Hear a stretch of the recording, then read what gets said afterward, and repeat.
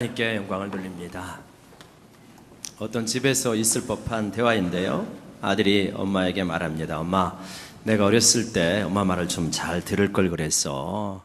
그러니까 엄마가 기특하게 생각하죠. 얘가 이제 철이 드는가 보다. 그래서 그래, 그 어떤 말을? 그랬더니 모르지, 안 들었으니까. 그런 사람이 훈계를 잘 안 듣습니다. 남의 말을 듣고 싶어 하지 않죠. 그런데 이 잠언에 보면 훈계와 권고와 이런 것을 안 들으려고 하는 자는 미련한 자이다, 어리석은 자이다, 짐승과 같은 자이다, 이런 표현을 굉장히 많이 말씀하시죠. 우리들은 이 시대를 살면서 특별히 칭찬, 격려 이런 것들이 많이 부추겨지는 시대에 우리가 살고 있지 않습니까? 그러니까 이제 설교도 그런 쪽으로 해달라고 하는 요청들을 할 때가 있습니다. 그래서 누가 요새 죄 이야기를 좋아하느냐, 격려, 위로, 살아가는 것이 너무 힘드니까 그런 것이 필요하지 않느냐, 부분적으로 일리가 있다라고 생각을 합니다. 근데 우리가 아무래도 설교라고 하는 것은 결국은 성경을 풀어서 말하는 것이 설교이기 때문에 성경이 전체적으로 어떻게 되어 있는가, 그 맥락을 잘 보는 게 중요하겠죠. 우리가 성경을 적어도 여러분은 한 번 정도는 읽어보셨고 성경의 스토리가 대략 머릿속에 있으니까 한번 잘 생각해 보십시오. 성경이 전체적으로 말하는 요지는 이거죠. 하나님께서 우리를 사랑하셔서 독생자를 주셨고 우리를 구원하기를 기뻐하신다는 겁니다. 그게 이제 메인 주제입니다. 그리고 그 하나님의 사랑이 성경 밑바닥에 쭉 흐르고 있죠. 이거는 분명히 의심할 게 없는데 이 사랑에 반응할 때 하나님께서 기뻐하시고 힘을 주시고 용기를 주시고 끌어가시고 보호하시고 책임지십니다. 그런데 이 사랑에 반응하지 않고 거역하고 고집을 피우고 내가 하고 싶은 대로 하고 죄를 짓고 이러할 때 하나님은 어떻게 반응하시나요? 하나님은 그것에 대해서 화를 내시고, 화를 내셔도 말을 안 들으면 징계하시고, 심지어는 나라가 망하게까지 하시는 분이 하나님이시다. 그래서 성경 곳곳에는 우리를 향한 하나님의 사랑이 밑바닥에 흐르지만 곳곳에는 마치 지뢰밭처럼 너 그러다가 큰일 난다, 너 그러다 망한다, 이런 것이 얼마나 많은지 몰라요.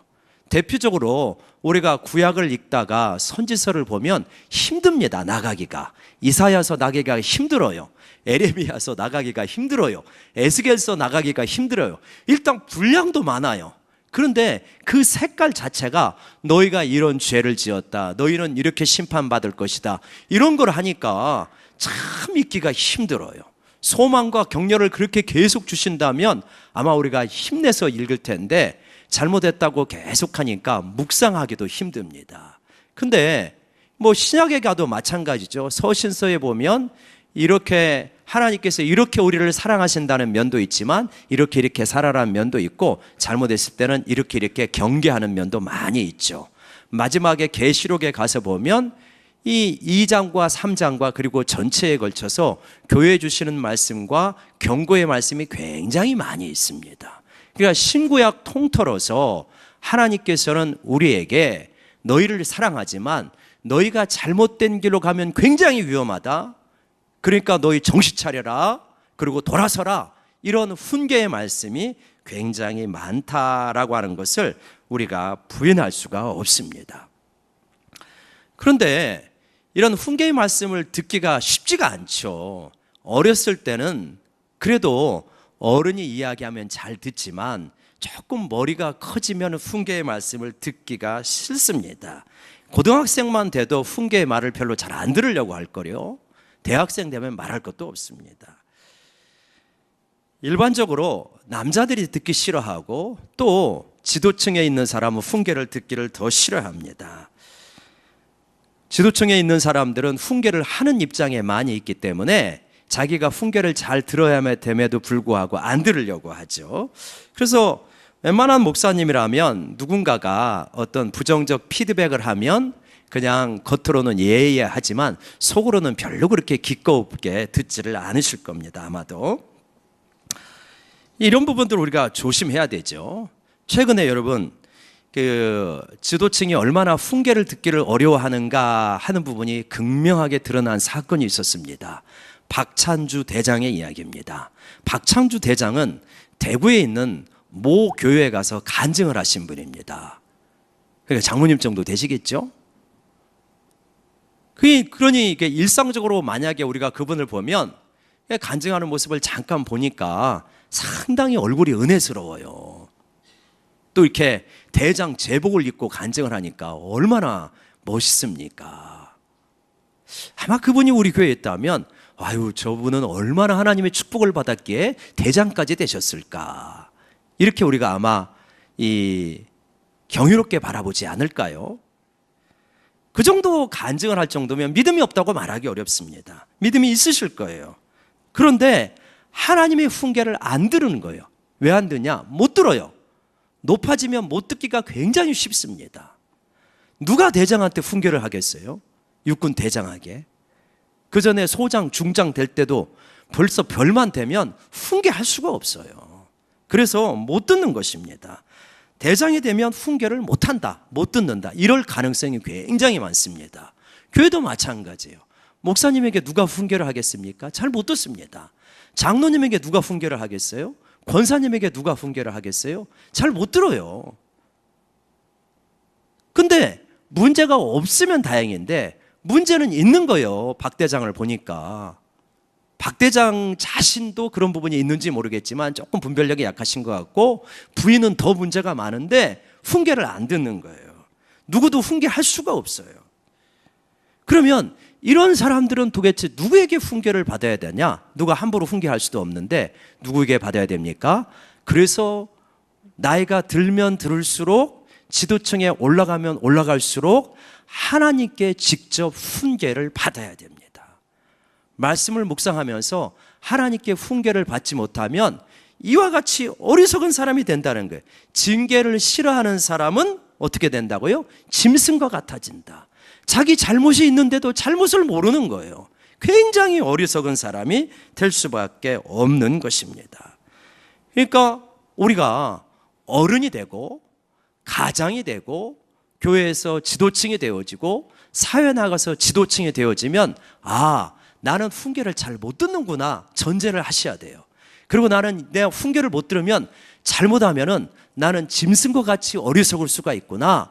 그러면 나는 이 훈계를 어디서 들을 것인가? 첫 번째, 하나님의 말씀을 통하여서 스스로 들을 수 있어야 된다. 그렇지 않으면 굉장히 위험해진다 하는 걸 보여주는 거예요. 박 대장은 아마 신앙이 굉장히 좋으신 분일 거예요. 간증할 정도 되면. 근데 못 들어요. 다른 사람이 안 해주니까. 그러면 본인이 들어야 되거든요. 근데 잘 묵상하지 않으면 잘 못 듣습니다. 두 번째로, 훈계를 어디서 들을 수 있냐면 가정에서 들을 수 있어요. 누구도 잘 못하지만 가족은 말해줄 수 있어요. 당신은 이것이 좀 이상하다. 그러한 반응은 진짜 이상한 반응이다. 교회에서 이상하게 말하고 이상하게 행동하면 누가 그걸 말해주겠습니까? 그 말해주기 쉽지 않아요. 그러니까 가족이 피드백을 해줘야 되는 거예요. 그래서 훈계를 드려야 되는 거예요. 그래서 우리는 이스라엘 백성처럼 상당히 문제가 많은 백성이라는 걸 우리가 전제를 해야 됩니다. 근데 우리가 왜 그렇게 훈계를 듣기 싫어하냐면 15절의 말씀이 있거든요. 한번 15절 말씀 같이 읽어봅시다. 시작. 미련한 자는 자기 행위를 바른 줄로 여기나 지혜로운 자는 권고를 듣느니라. 미련하기 때문이에요. 미련해가지고 어떻게 생각합니까? 내가 생각하고 내가 말하고 내가 행동하는 것이 옳다고 생각하기 때문에 왜 당신이 나한테 감히 훈계를 하느냐는 거예요. 그러니까 잘 못 듣는 거예요. 근데 하나님께서 직접 훈계를 하면, 하나님은 워낙 훌륭하신 분이니까, 워낙 뛰어나신 분이니까, 하나님 제가 잘못했습니다, 이렇게 되지만 보통 사람이 이야기해가지고 훈계를 못 들어요. 근데 이제 또 하나 들을 수 있는 게 있는데 뭐냐면 가족이라고 그랬어요. 왜냐? 가족은 자기를 진짜 사랑한다는 걸 서로 아니까. 보통 가족은 나를 진짜 위해서 이런 말을 해주는 것이지, 이런 걸 아니까. 그래도 가족으로부터의 피드백은, 훈계는 그렇게 상처가 안 돼요. 물론 가족도 너무 쏘아붙이면 상처가 되지만 보통 가족에서의 피드백은 훈계를 받는 것은 그렇게 상처가 되지 않고 약이 되어집니다. 세 번째, 좋은 훈계를 듣는 데가 하나 있는데 그게 뭐냐면 진정한 영적 공동체입니다. 서로를 신뢰할 수 있는 영적 공동체가 있으면 거기서 훈계를 받을 수가 있어요. 근데 제가 이제 대학생 때 이야기인데 저희 선교 단체에서 이제 선배가 고시 공부를 했던 선배가 있어요. 고시 공부를 했던 선배가 있는데 합격이 되었어요. 그러고 나서 이제 지방에 있는 어느 대에 판사로 임명을 받아갔어요. 예, 그러니까 이제 그 또래 선배들이 찾아갔어요. 찾아가서 이렇게 했는데 찾아가니까 그 선배가 이제 대학교 때 친구들이 왔으니까 얼마나 잘 대접을 해주겠습니까? 대접을 하고 와가지고 이제 나눴던 이야기예요. 이번에 이제 박 대장 이야기를 보면서 이런 그룹이 없어서 이렇게 되었구나 그런 생각이 드는 거예요. 그 이야기가 뭐냐면 여자 선배가 그래요. 잘 갔더니 그 형제가 벌써 영감님이 되어 있더라. 20대 후반인데 판사가 되니까 거기 갔더니 영감님 하더래요. 그러니까 이상하죠. 옛날엔 그렇게 많이 말했잖아요. 영감님. 그래가지고 배를 타는데 배를 타는데 줄도 안 서고 특실로 바로 안내를 하더라는 거야. 그 선주가. 그래가지고 이제 그런 배, 관광 배 그런 건가 봐요. 그래서 제일 좋은 자리로 영감님 여기 앉으시라고. 그러니까 여러분 생각해 보면 그 영감님하고 영감님 친구들이 어떻게 했어요? 우리 청년들 또래밖에 안 되는데 영감님이 되고 특권층이 된 거예요. 이제 그걸 이렇게 하고 와서 이 하는 말이 우리가 그동안 그렇게 성경 공부하고 기도했던 게 뭐냐? 이런 거 하지 않자고 우리가 성경 공부하고 기도하지 않았냐? 근데 벌써 그 혜택을 누리면서 기분이 좋더라. 그런 이야기를 하면서 우리가 이렇게 타락하기 쉬운 거다. 그런 이야기를 그때 나눴던 기억이 있어요. 참 순수한 거죠. 20대 중후반의 젊은이들이 어떻게 말씀으로 살면서 특권을 거부할 것인가 그런 고민을 하니까 그런 공동체에서 지금 당신이 좀 타락해가는 것 같다. 너무 기득권에 익숙해지는 것 같다. 너무 복지 혜택에 익숙해지는 것 같다. 너무 거짓에 쉽게 타협하는 것 같다. 이러한 선한 공동체를 통하여서 훈계를 들을 수가 있습니다. 그러니까 훈계를 어디에서 우리가 들을 수 있느냐? 나이가 들면 들을수록 훈계 잘 안 듣습니다. 안 들어서 이상하게 변하기가 쉬워요.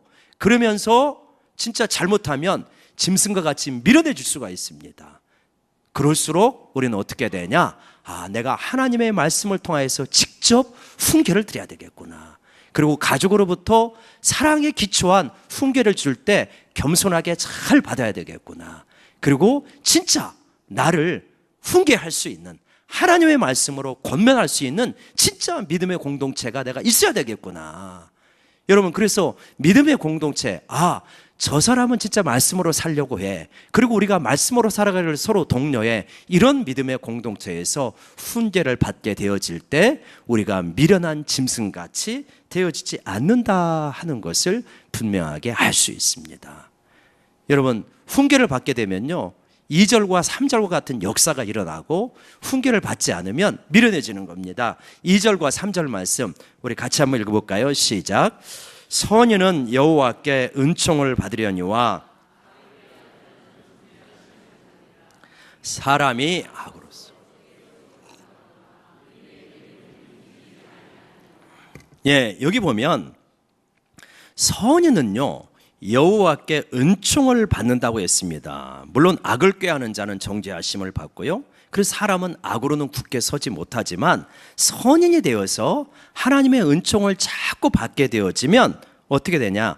의인의 뿌리가 요동하지 않을 정도로 굳게 뿌리를 내린다. 움직이지 않는다라고 하는 것입니다. 은혜를 자꾸 받으면서 신앙의 뿌리가 자꾸 깊어지는 거예요. 이게 훈계를 잘 받는 사람들의 모습이라는 거예요. 근데 훈계를 잘 안 받으면 일이 생길 때마다 요동을 하는 거예요. 신앙이 그냥 송두리째 흔들려요. 일이 생길 때마다. 왜냐? 훈계를 계속 안 받아왔거든요. 내가 계속 내 주장이 옳다고 생각을 해와서 하나님 앞에 자기 부인을 하질 않아요. 그래서 하나님 앞에 자기 부인을 하고 하나님의 말씀대로 반응하기 시작하면 하나님 말씀이 훨씬 옳은 거네. 내가 참 미련하게 고집을 피웠네. 이런 것들이 이제 몸으로 깨닫게 되어지는데, 머리로만 알고 있으니까 어떤 일이 생기면 머리로 아는 거는요, 삶 속에서 힘이 별로 없어요. 생각보다. 말은 그럴듯하게 하는데 실제로 삶 속에서는 휘청휘청거리는 거. 왜냐? 뿌리가 없으니까. 근데 훈계를 받고 말씀에 순종하면 삶 속에서 체험을 통하여서 하나님을 경험하였기 때문에 뿌리가 자꾸 깊어집니다. 그래서 옛날에는 어떤 일이 생기면 막 뿌리채 흔들렸는데, 이제 이미 그런 거를 경험을 했기 때문에 에이, 하나님이 지켜주셔. 걱정하지 마. 하나님 앞에 좀 다 맡기자. 하나님이 우리 어련히 알아서 이끌어 주시겠냐. 이게 입술의 말이 아니라 진짜 삶의 고백에서 나오기 시작하는 거예요. 여러분, 우리 신앙생활을 좀 오래 하는 분들의 가장 큰 문제가 뭘까요? 바로 이 부분에 있는 것 같아요. 어떤 문제냐면, 처음에 은혜 받을 때는 뜨거웠어요. 그런데 갈수록 그 뜨거움이 사라져. 뿌리가 더 깊어져야 되는데 깊이가 없어요. 웬만한 설교는 이미 다 들은 내용이에요. 제가 여러분에게 16년째 설교를 하는데 뛰어난 사람도 아니고 뭘 얼마나 해 아래 새로운 게 나오겠어요? 그러지 않겠어요? 지금이야 이제 우리 부목사님들도 계시고 그래서 하지만, 옛날에는 새벽, 수요, 금요, 주일 오전, 주일 오후 혼자 거의 다 하다시피 했잖아요. 몇 년 동안을. 그러니 이렇게 저에게 재충전의 기회를 주시기를 바랍니다. 16년 동안 그렇게 일주일에 10편 이상의 설교를 했는데, 매번은 그런 건 아니지만 처음 몇 년은 그렇게 했는데, 그럼 얼마나 새로운 게 나오겠어요? 패턴도 상당히 익숙해질 수도 있고. 그러다 보니까 어떻게 하냐면, 처음 오신 분들은 설교에 대해서 반응이 반짝반짝 하는데 10년 넘게 들은 분들은 이런 식으로 나가겠구나. 머리가 좋은 분들은 이런 식으로 나가겠구나. 이 결론이 이거지. 그러면서 뭐냐면 달아버려요, 마음이.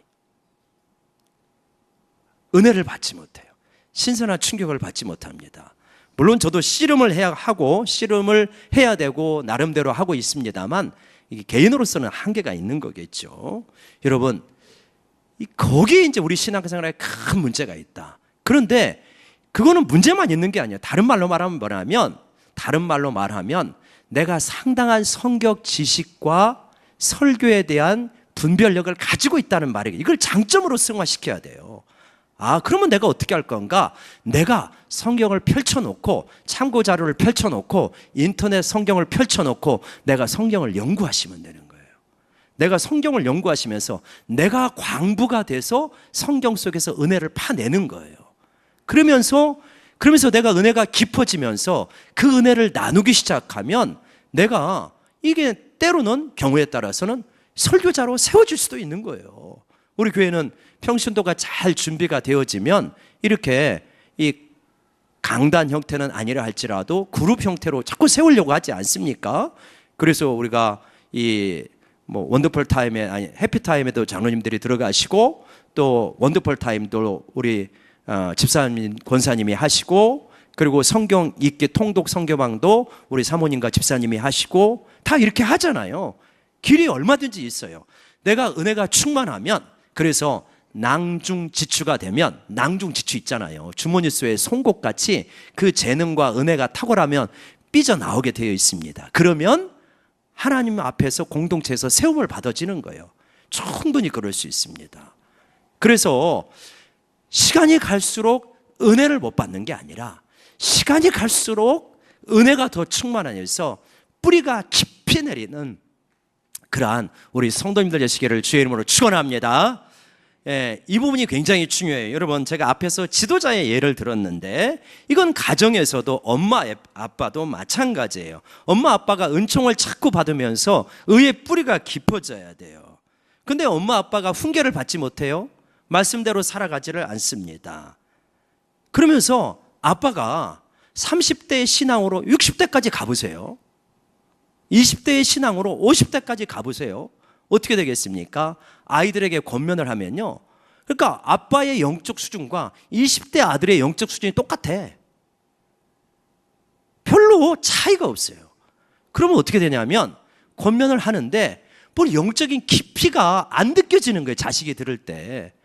그리고 보니까 삶을 보니까 이 차마 입 밖으로 내지는 못하지만 아이고 아빠도 보니까 뭐 절제도 나보다도 못하네. 아유 아빠도 보니까 성질나면 그냥 막 부르르 떨기는 하지 뭐 실제로 뭐 하나님 앞에 다스림을 받는 것도 별로 없네. 아유 아빠는 뒷말 진짜 많이 하는구나. 은혜스럽지 않은 이야기를 왜 이렇게 자식들 앞에서 많이 할까? 이런 정도 영적 수준이 되잖아요. 그렇게 되면 어떻게 되냐면 말을 하면 예 하기는 하지만 100% 신뢰를 안 할 거래요. 영적인 수준이 별로 안 느껴지는 거예요. 자식이 볼 때. 그러면 듣기는 듣지만 별로 그렇게 이 존경의 마음이 안 생기는 거죠. 굉장히 무서워지는 겁니다. 사실은. 사람은 그렇게 될 수밖에 없어요. 자기보다 영적인 깊이가 있어야 굴복이 되는 거지 영적인 깊이가 없으면 굴복이 안 돼요. 아니 행동하는 게 아버지이긴 하지만 엄마이긴 하지만 영적인 깊이가 도저히 느껴지지가 않는다. 무슨 일만 생기면 그냥 화부터 내고 무슨 일만 생기면 걱정부터 하고 무슨 일만 생기면 뒤에서 욕이나 하고 하나님 앞에 기도하고 그것을 자기 부인하면서 승화시키는 이러한 모습이 하나도 안 보인다고 한다면 뿌리가 깊어지지 않는다면 존경이라는 건 억지로 끌어낼 수가 없는 거거든요. 자리가 존경을 끌어낼 수가 없어요. 절대. 인격이 끌어내는 거지. 실력이 끌어내는 거죠. 그래서 심지어 부모와 자식 간의 관계라도 사실은 무섭습니다. 우리가 성장하지 않는 것이 얼마나 무서운 일인가. 은혜가 깊어지지 않는 것이 얼마나 안타까운 일인가. 어떻게 해야 되냐? 그래서 우리가 주님 앞에서 주님의 훈계를 잘 듣고 말씀으로 살아가게 되어지면 그러면 어떻게 될까요? 우리 밑에 있는 자녀들이나 혹은 밑에 신앙으로 따라오는 사람들이 아이고 저 집사님이 말씀하시면 저 권사님이 말씀하시면 말씀대로 살아가고 영적인 깊이가 있으니 그 말이 옳겠거니 하고 저절로 순복하게 되어지는 역사가 일어나게 된다. 여러분 우리들이 하나님 앞에서 은총을 자꾸만 받으면서 의의 뿌리가 깊어져가는 저희 모두가 되기를 원합니다. 그것이 하나님께서 우리를 부르신 모습이에요. 여러분 이 4절 말씀을 같이 한번 읽어볼까요? 이 4절 말씀을 한번 같이 읽어보겠습니다. 시작. 어진 여인은 그 지아비의 면류관이나 욕을 끼치는 여인은 그 지아비의 뼈가 썩음 같게 하느니라. 이 훈계에 대한 말씀을 하다 보면 설교자는 이 어느 한 면을 강조해서 말할 수밖에 없다는 한계가 있습니다. 이 모든 면을 다 이야기를 하다면 시간이 너무 길어지고 장황해지기 때문에 어느 한 면을 강조할 수밖에 없는 면이 있어요. 그래서 훈계를 강조하다 보면 어떤 면이냐면 자꾸 야단치는 모양이 돼버려져 가지고 기가 죽어버리는 그런 모습이 될 수도 있어요. 근데 이 오늘 말씀을 보면 이 어진 여인은 지아비의 면류관이 되고 욕을 끼치는 여인은 지아비의 뼈를 썩게 한다고 하지 않습니까? 꼭 여인만 말하는 게 아니고 이 시대는 남성 위주의 시대니까 아무래도 여인이라고 말했지만 지금은 남성이나 여성이나 사실 대등한 시대이기 때문에 서로 배우자를 말하는 거죠. 다른 이 배우자의 욕을 끼치게 되어지면 그러면 그 배우자가 뼈가 썩는 것 같은 고통을 느낀다. 욕을 끼친다고 하는 것은 다툰다는 이야기고 또 이렇게 부도덕하다는 이야기고 갈등을 자꾸만 벌린다는 이야기인데 그렇게 되면 이 뼈가 썩는 것 같은 고통 그만큼의 큰 아픔을 느끼게 된다. 그런 말씀을 하십니다. 그러나 아내가 남편을 존경하고 또 남편이 아내를 극진히 사랑하고 그렇게 되면 서로 면류관이 되는 거죠. 서로 얼굴이 세워지고 서로 이렇게 좋은 관계로 가게 되어집니다. 어떤 분이 이렇게 설교를 하는데 이런 말씀을 해요. 기에 대한 이야기를 하면서 기를 세워줘야 된다. 그러면서 사자를 봐라. 사자. 수사자가 원래 위험이 이렇게 수염이 길고 멋있지 않습니까? 수사자가 하면 암사자가 어머 멋있어 해가지고 서로 이제 사랑에 빠지는 것이다, 그런 이야기를 해요.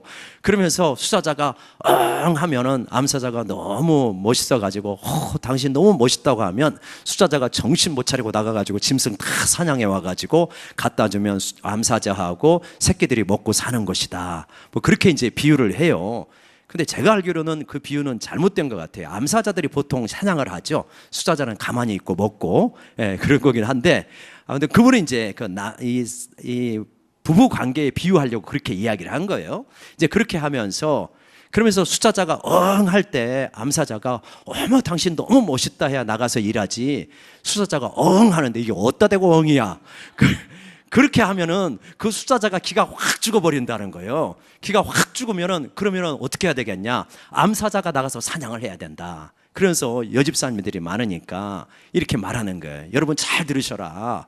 이 남편이 할 때 당신 멋있어 해줘야 가서 돈을 열심히 벌어오지, 이게 어디다 대고 하냐 하면 여러분이 나가서 돈 벌어야 되는 거예요. 그렇게 이야기를 하더라고요. 그래서 상당히 일리가 있는 이야기다. 서로 길을 세워줘야 된다는 거, 부부가. 서로 이렇게 세워줘야, 그래야 상대방이 나의 면류관이 되는 것이지, 길을 세워주지 아니하고 으르렁거리고 이게 어디다 대고 그러고, 그러면서 그런 식으로 가게 되어지면 뼈가 썩는 것 같은 고통을 서로가 경험하게 된다. 얼마나 이게 가슴이 아픈 이야기라는 거예요. 그래서 여러분, 우리가 이게 쉽지는 않지만, 또 훈련되지는 않지만, 아직 훈련되지 않은 면도 있지만, 서로가 길을 세워주는 저희 가정과 저희 교회가 되기를 원합니다. 부부끼리 앉아 계신 분들도 많은데, 우리 옆 사람 바라보면서 이제부터 당신의 길을 세워주겠습니다. 여러분들도 목사님의 길을 세워주셔야 되는 거예요. 믿으십니까? 할 때면 해봐라, 그냥 나는 안 들을란다. 그러면은 이제 여러분이 스스로 은혜를 파먹어야 돼. 내가 막 내 스스로 영적 자립을 해야 돼. 물론 그 부분도 필요하기는 하지만, 아무튼 강단에서 생수가 흘러나오도록 영적인 길을 서로 세워주는 것이 너무 필요한 것이죠. 이제 그렇지 못할 때 지금 이 4절과 같은 이러한 너무나 가슴 아픈 장면들이 쭉 일어난다는 것입니다.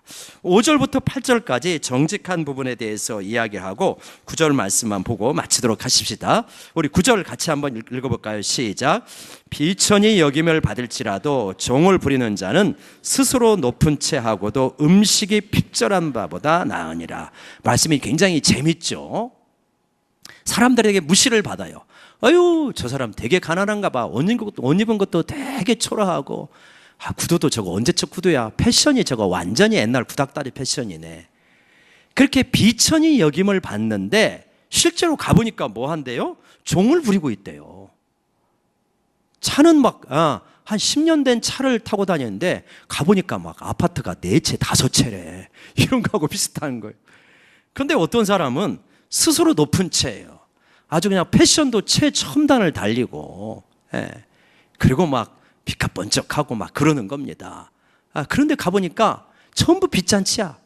속으로는 아무것도 없어. 무엇이 실속이 있는 거냐라고 말씀하시는 거예요.